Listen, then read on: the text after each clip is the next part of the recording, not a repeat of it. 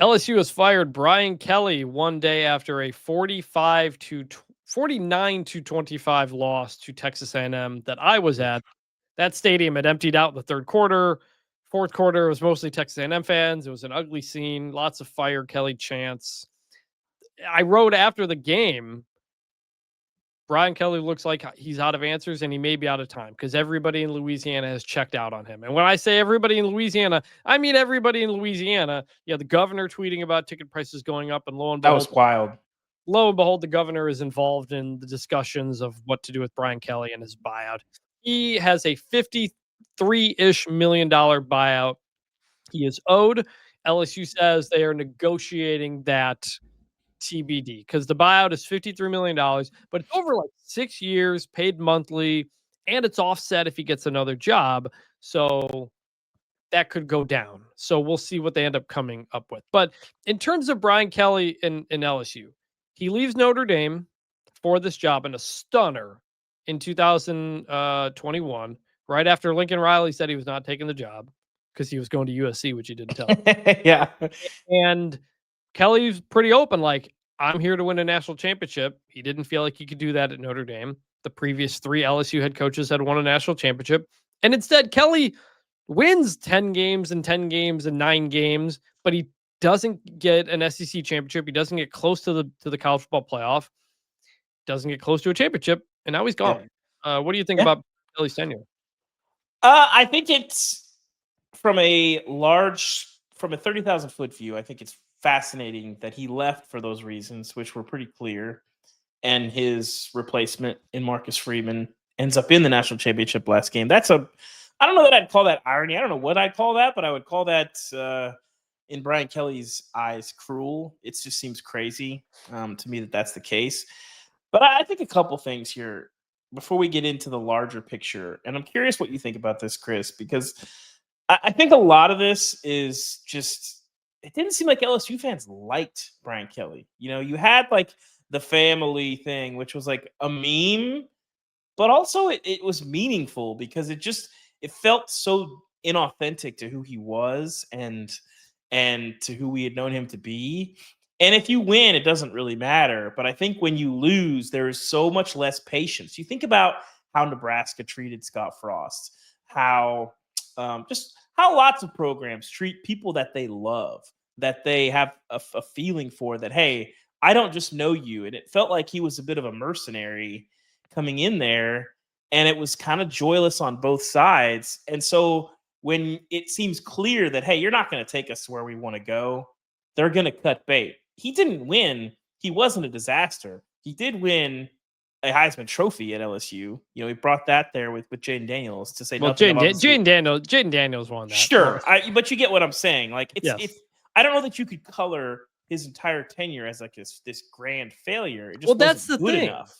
Because Ed Orgeron got fired less than 2 years after winning the national title. Yep. And both Kelly and Orgeron won more than 70% of their games. Yep. So, like, that's the question. Like, is that a fair standard?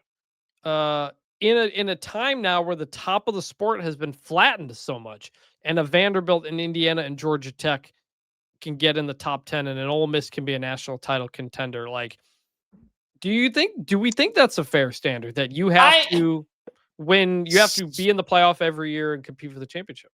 So generally, I'm a little bit more conservative when it comes to firing coaches who have done well.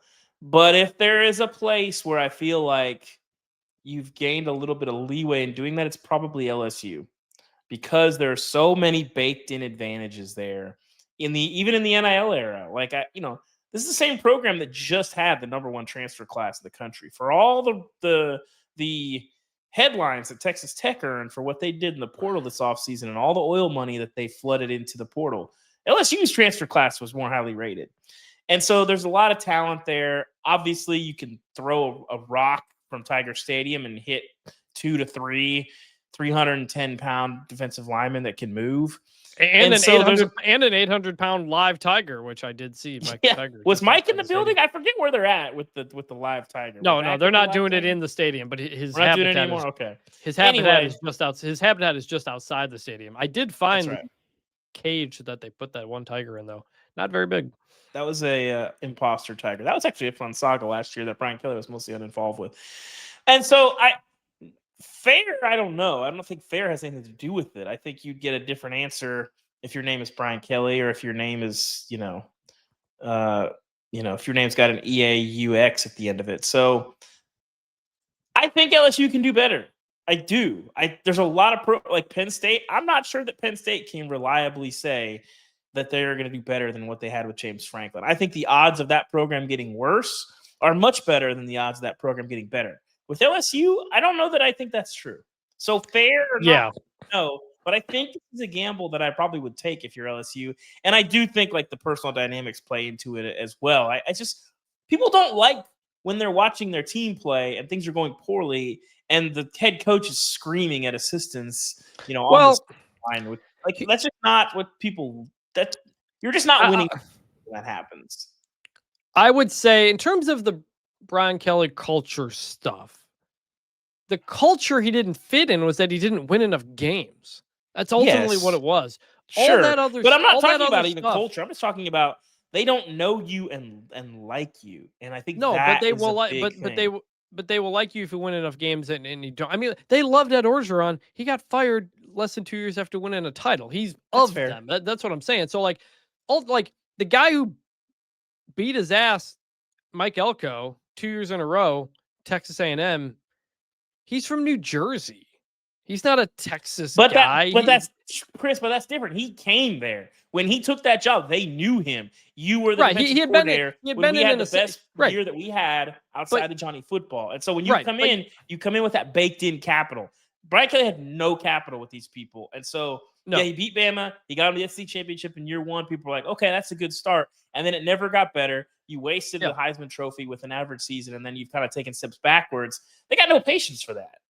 So LSU is the best job open now, and it may end up being the best job open in the cycle. Maybe. It has so many. We'll see. We'll talk about it later.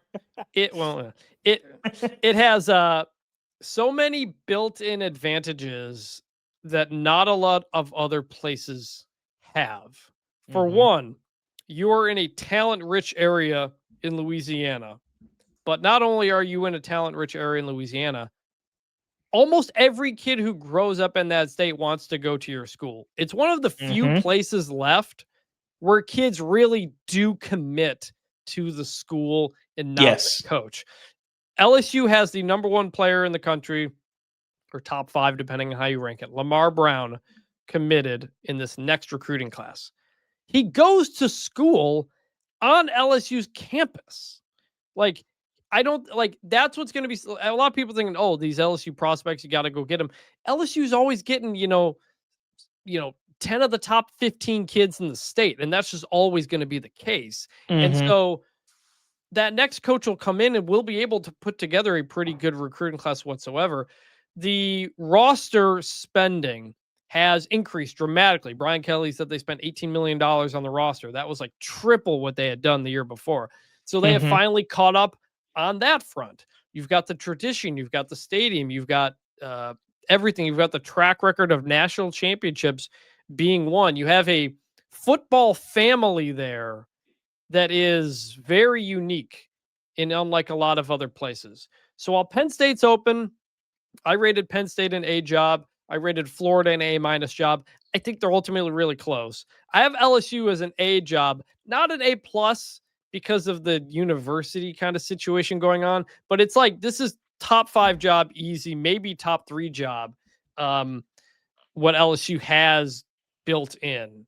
Yeah. And that takes us to who they're going to hire. And that matters. Well, before we get to that, Chris, I think it's worth hitting on. We are ramping up for.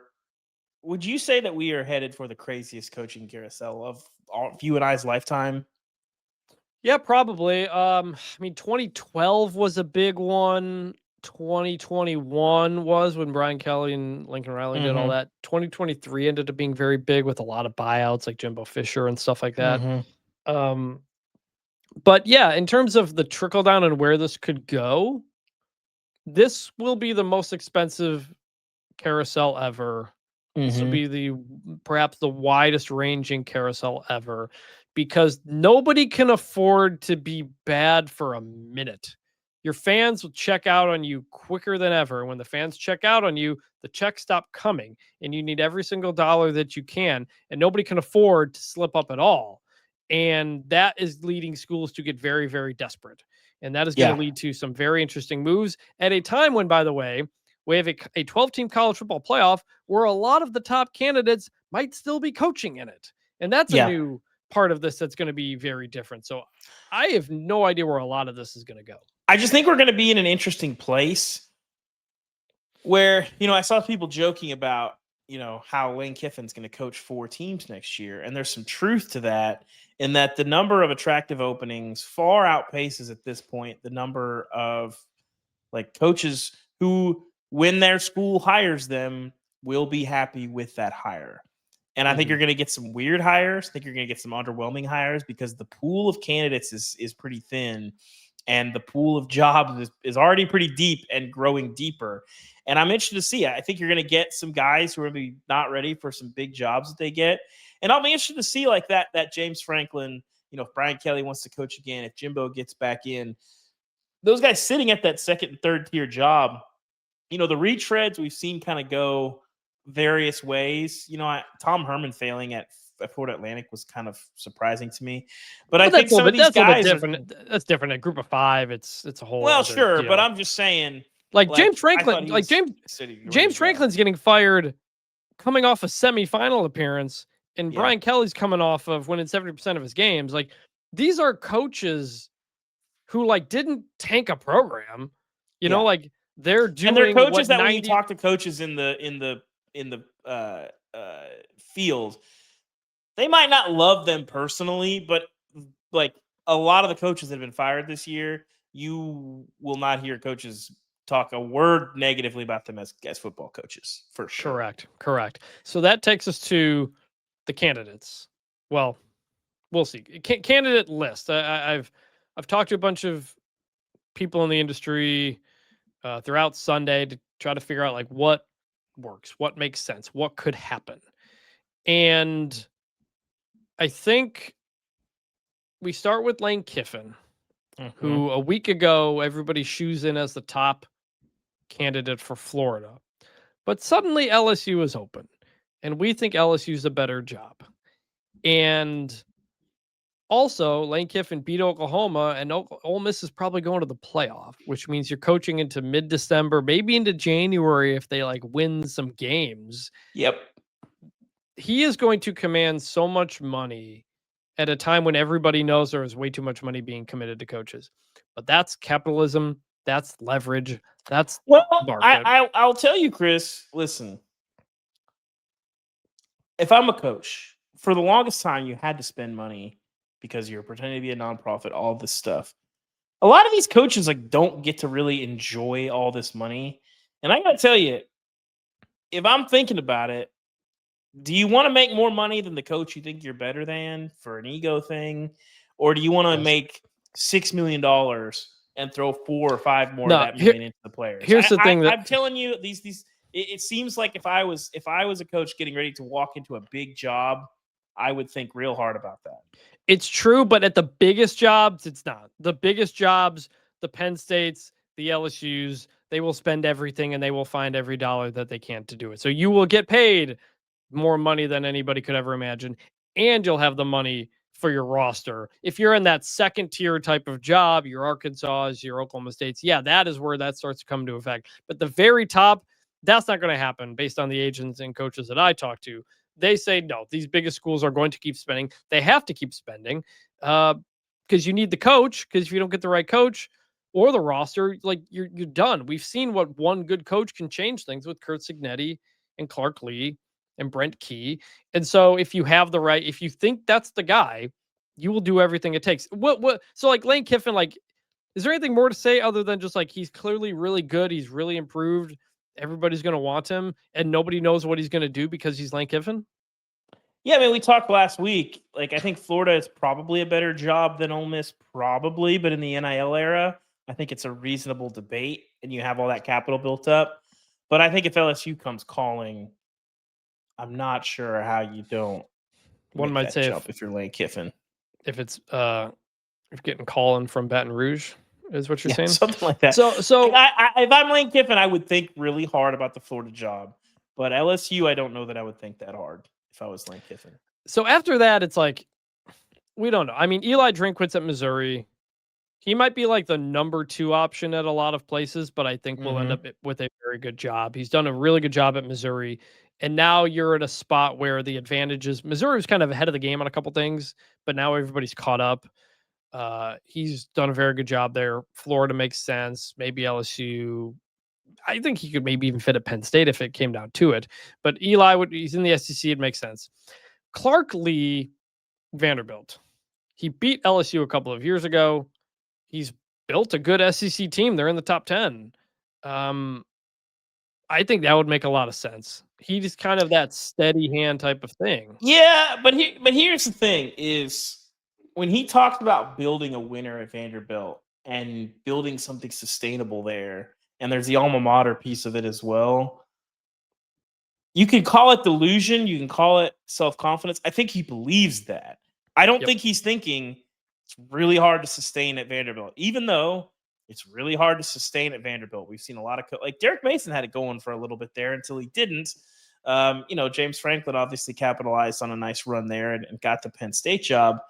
I don't think he's thinking about it that way. I think when he talks about we want to win a national championship at Vanderbilt, I don't think that that's lip service No. and so I'll be honest. I'll be shocked if Clark Lee takes a job in this. And maybe we can clip this, and maybe I'm naive, and maybe I just believe him when he says that. I believe him, and I think he's going to be at Vanderbilt next year. He's not only an alum of the school, he's from Nashville. Like that is his home. And even him leaving the Notre Dame defensive coordinator job for that Vanderbilt job was kind of a surprise because you thought he would be able to do better. But and people thought it was weird at the time.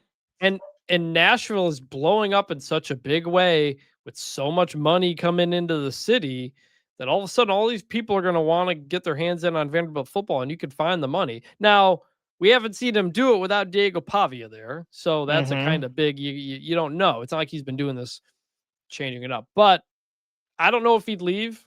And based on people I've talked to, they don't know if he'd leave either. But I think he's worth the call if you're LSU. Similarly, in that boat is Brent Key, Georgia Tech head coach. He's also at his alma mater. He's also 8-0 and has a path to the college football playoff. And how does that impact the scenario that plays out? With Key, that team plays so tough. They're very disciplined. LSU fans would love him. They would love Brent Key. You know what Brent Key likes to do? He where are we at here? Where is it? I've got it here. Here it is. You already lost the impact, Chris. I know where you're going, and you've already lost it. Run the ball.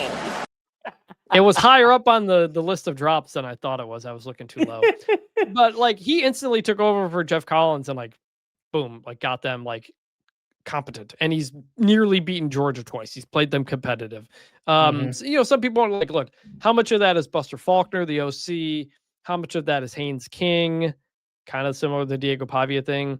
I don't know if I've talked to some agents who think like he just won't excite fans in a way that schools want, which I think is true, but I also think it's wrong. Fair. But I also think it's wrong. Like that's not. I don't think that should matter, frankly. Well, but it's going to. Here's the thing. I can't remember. I mean, I wrote about this a little bit in the Fran Brown piece that I did earlier this year. In that there is so much of like trying to get that exciting guy and trying to get the guy that get people fired up. And I think the ADs owe it to their fan base and in some cases the board of trustees to be like, do you actually have a good plan to build a sustainable winner here? And do I even know what that looks like? You can make the splash. How many splashy hires have we seen that have not gone well? We're in the early stages of Bill Belichick. That's about as splashy as it gets. Jimbo did not go well. Obviously, we're talking about Brian Kelly. We're talking about Lincoln Riley. Like, the splash is nice. The splash gets everyone talking about you for a whole offseason. Splashes, they last like real splashes, sometimes not very long. So, You know, some of them are Nick Saban. So, we'll see. 2023 was one of the bigger cycles, most expensive ones. You know who made the best hire out of that cycle? Indiana, because I hired Not Chris a Ignace and well, James I Madison. will say that's a semi-splash. I mean, James Madison was cooking. So, Yes, semi-splashy but hire, especially for Indiana. But Indiana still. hired him because nobody else was hiring him. That's what I'm Yeah. saying. Yeah. Like, and so, when Texas A&M fans revolted on the Mark Stoops idea and ended up with Mike Elko, I think everybody thought, yeah, solid hire. He knows the place. Yeah, good. It's good. Nobody imagined number 3 in the country and undefeated top team in the SEC, in year 2. So you got to find guys that are just coaches. And one of those guys I think fits that mold is John Sumrall, the Tulane head coach. I spent a couple days with him a couple weeks ago for a story in the Athletic. It'll be out this week. It's been pushed back because of the LSU news. He's right down the road in New Orleans. He is winning. He won 2 championships in 2 years at Troy. He played in the SEC at Kentucky. He coached at Kentucky, coached at Ole Miss. He's going to get a lot of SEC looks. Maybe second, second ones where it's like maybe Auburn opens or if Ole Miss opens or something like that. But I don't know if LSU. I think LSU looks down upon Tulane. I know they do, and that they think they're better than hiring the coach at Tulane, because the last time the LSU job was open, they didn't look at Billy Napier, and he was right there in their backyard at Louisiana. And Billy Napier didn't work out at Florida, so maybe that was a good call. But the reasons for not doing it seemed very superficial at the time. But I think a lot of SEC schools are hoping LSU doesn't make a run at John Sumrall because they would like to make a run at him. Yeah, I think that's right. Again, this goes back to ADs need to know the right questions to ask and need to know what they're looking for and not make the hire that's going to make it easier to fundraise for 6 months, because it feels like a lot of hires are trending in that direction, and making it easier to fundraise for 6 months is not going to help you as much as finding a guy who's not going to give you that initial bump maybe, but will be a guy that has a sustainable winner. Also, John Gruden's getting a job, isn't he? I don't think he is. Somebody's going to do it, Chris. Somebody's going to do it. I just talked about all the reasons why you should not do something like that, and I think they're not all listening. Somebody's going to do it. The problem with John Gruden is he's actively suing the NFL over a bunch of horribly racist things he said in emails. And it's like, you think that's going to come up in recruiting at all? You think that's going to come up in your press conference at all? I will say, Chris, coaches have done worse things. I'm not saying people should. I'm just saying you can excuse a lot, and I think you can excuse those. But a lot of those guys returned as assistant coaches and worked their ways back up. Your DJ Durkins, your Kendall Briles, your whatnot. They're not even head coaches. And Bobby Petrino was obviously unique, but he came back as an assistant. So we'll see. But with Sumrall, I mean, I was with him watching him like shuck oysters and talk about this guy who's been shucking oysters for presidents. He works for Acme in New Orleans, and like Sumrall has really embraced Louisiana, and he's from Alabama, but he's embraced Louisiana, all that stuff. I think they'd love him there. I just think LSU, Scott Woodward, the AD, he loves to make big swings. That's his whole thing. He's the guy who brought Chris Peterson from Boise State to Washington. He's the guy who brought Jimbo Fisher from Florida State to Texas A&M. He's the guy who brought Brian Kelly to LSU. He's the guy who brought Kim Mulkey to LSU. The guy who brought Jay Johnson, the baseball coach, to LSU and have won national championships. He likes to go big. And so let's talk about some big swings. And if you think there's any possibility here, Marcus Freeman, what do you think? He feels like he has grown to love Notre Dame in a way that he already reached a national championship game. What's waiting for him at LSU other than not being Brian Kelly? That players in Louisiana are what's waiting for him. I don't know, man. You're Notre Dame. They've embraced NIL. I think in the NIL era, if you are a big enough brand, and I would argue, I mean, Notre Dame spends brand big. in the sport. They spend big. Yeah. They're the biggest brand in the sport, probably, right? Yeah. I don't know that like that. I don't think that happens. I'm really curious, Chris. The biggest swing of all, I think, is a 2% chance that it happens.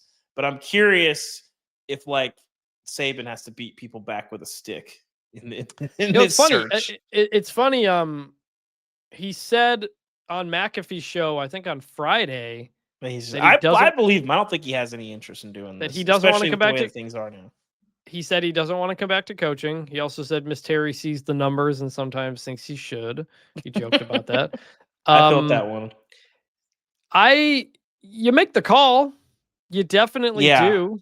Yeah. You do wonder if Saban has seen the sport the last couple of years and feels like he has a better sense of it. I don't know, man. I think a lot of the things that he didn't like that helped usher him out have only gotten worse. They have. If the sport was in a place where it was a little more But so like centered and you had a little bit of actual rules and a way to build a roster, and he'd kind of seen that, I could see it maybe. But I think if I think you make the call, but I would say 2 to 5% that anything gets real. Yeah. Joe Brady, the offensive coordinator for the Buffalo Bills. He was the pass game coordinator for the 2019 LSU team that won the championship. He previously worked at the Saints. The thing with Joe Brady, though, he seems uninterested in college football. Yes, and probably in line for an NFL head coaching job. But and again, he gets to coach Josh Allen, so that's pretty good. That's good for pretty business. good. Pretty good. Lincoln Riley, what do you think? I'm curious if we get a Lincoln Riley, like Dana Holgerson outrun the guillotine situation, where Lincoln Riley is probably a year away from people really getting mad out there. Like in a different football culture, I think he's in trouble. But like he's still a pretty good coach. It's not going well there. I don't see a lot of upward mobility, and I'm curious if there's a job that he sees that's maybe a slight step down that he's interested in. Like I don't think like LSU. I mean, they'd be crazy if that's the tree they're barking up. But like Lincoln Riley in general, I'm curious if he might make a jump somewhere. I think too people forget about he's not going to talk about it that much, I don't think, but the Big Ten thing has been an issue. And when he took that job, he wasn't going to coach in the Big Ten. He was going to coach in the Pac-12. Because Oklahoma was going to the SEC, yes, which was another thing he didn't seem to love. But they can't fire him because his buyout is like crazy huge at USC. It's private school, but based on the people I've talked to, it's gigantic. But people did wonder. Some people wondered before the season, hey, if Texas Tech wasn't doing well with all that money they put in, would all sides be okay if Riley just kind of went over back to Lubbock? Now that's not going to happen because Joey McGuire is doing a really good job. But Lincoln Riley has talked to Scott Woodward and this LSU job before and kind of not done it. So we're just in the stage here where it's like Scott Woodward, the AD, he likes to make big outside the box things. So I'm just thinking other stuff here. Is there anybody else you think is worth a call? I don't think Urban Meyer is happening at all. The combination of the anarchy that is roster construction, the rules and recruiting and all that stuff. I just think anytime you're going to mention an NFL name, like it's not happening. I just don't think any coach. There are tons of coaches I talk to that are trying to get to the NFL for all those reasons, lifestyle, all this stuff. Nobody's trying to come back. And you never say never, but I would be shocked if you saw like a big NFL name take any of these jobs. I don't think it's happening. And I would leave my last thing on this, and I say it later in this podcast too, but no job is unleavable. Anything can happen with this job. LSU is a very unique place, very unique job, a lot of built-in advantages that are different. So we'll see where this is going to go. This carousel is going to be insane. And we're the good jobs that open when guys move. Like if you're Florida, really interesting too. If you're Florida State, this is why you're begging Mike Norvell to just get to 7 wins and get to next year. You cannot compete with all these other things that are out there. You really don't want to have to do that. And I think that if you do not have to make a coaching change, your Michigan States, your I guess Wisconsin's like, we'll get to those schools, but like, if you don't have to do it, you're probably better off not doing it. So we'll get to Mhm. the rest of the hot seat later in this show. That's it for LSU.